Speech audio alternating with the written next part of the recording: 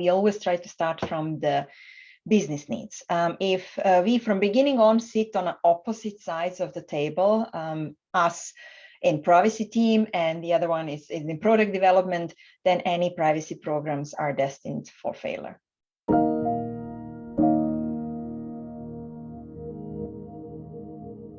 I'm Aleksandra Kovačević. I'm Director of Product Trust at Here Technologies.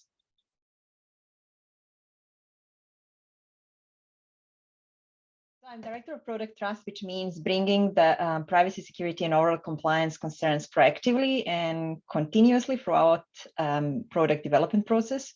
We develop various scanning tools and privacy-enhancing technologies to help hitting the balance between privacy protection and the value of the data that we preserve.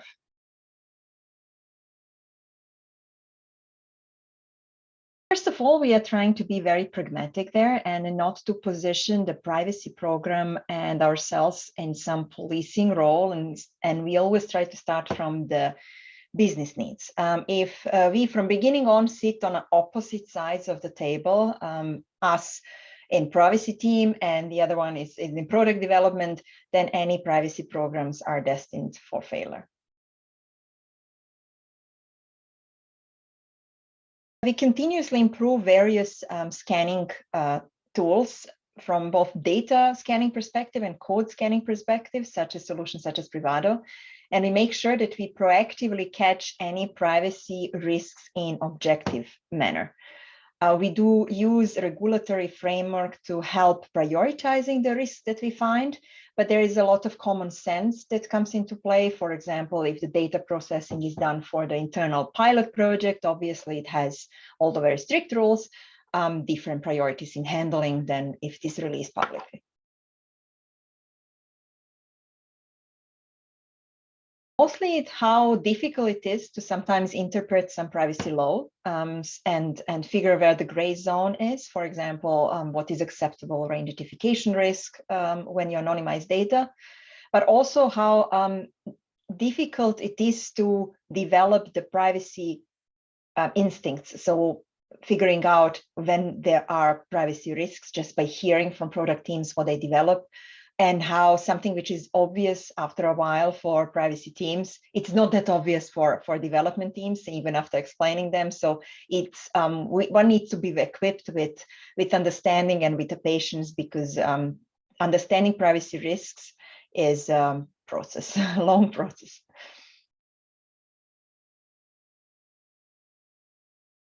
The biggest challenge is actually when I started in privacy space, and that is when we looked at the privacy sensitivity of location data that we both receive and that we release in various forms.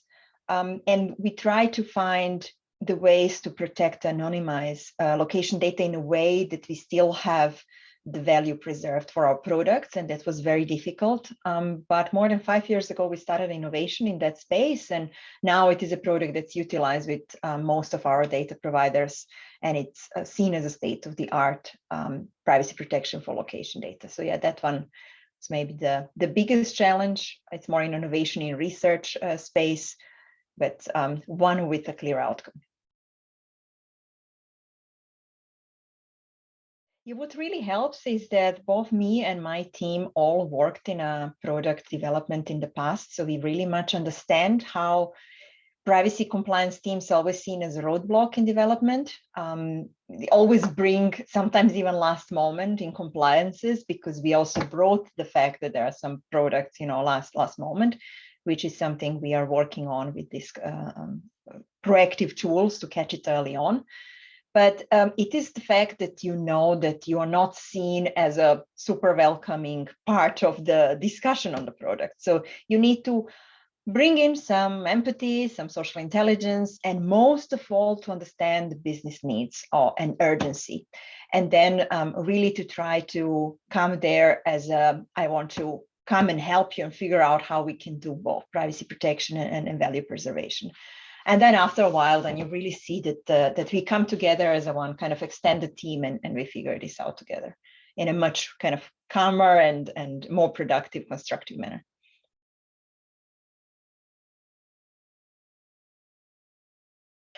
Mainly to make sure that we do not come only from regulatory perspective, and that whole privacy discussion is not going only into regulatory compliance perspective and not seen as something that we just need to comply and that's it. We need to understand the reality of the risks, because sometimes risks are there also when products are privacy regulatory compliant, right? But there are still privacy risks there, because essentially regulations do not capture all of those risks.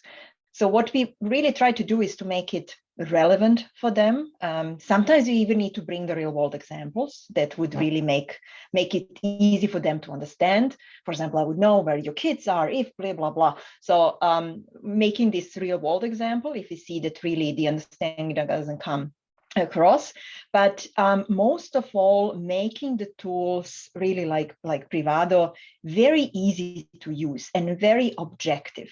So we do not come and say, we think that how you process data is not compliant and there is a risk. No, we did scanning of the data you use or the code, and this is what we have found, and make it super easy, click, click, click, done, and make it open for discussion, because sometimes the solutions are very easy and sometimes it may need engineering development, but in both sides, we need to act as a team and not only as somebody who figured out the risk and left the team alone with to handle the risk however they need.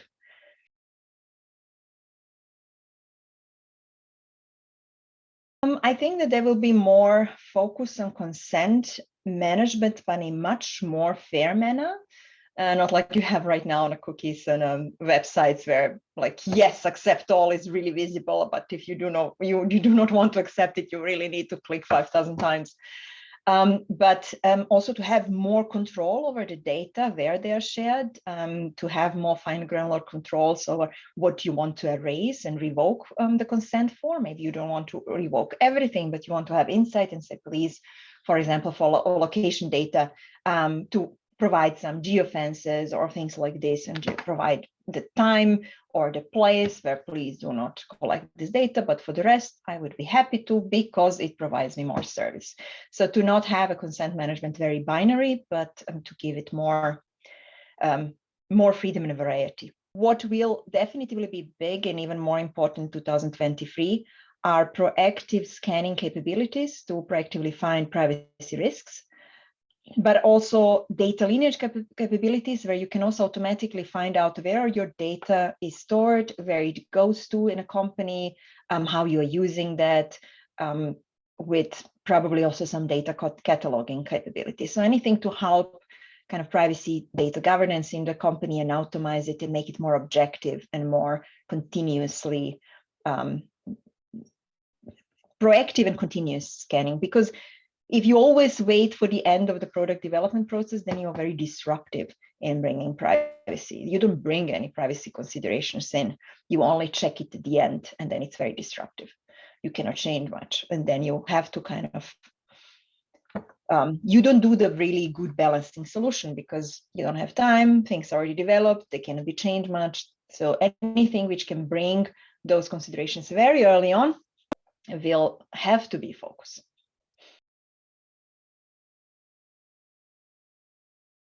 The Privacy Day is a day where you do not feel like a paranoid one, right? Sometimes also in a private life, when you say you work on a privacy, then you say, yeah, come on, but I mean, what could happen, right? But do you really care? But I have nothing to hide. This is my favorite. I have nothing to hide.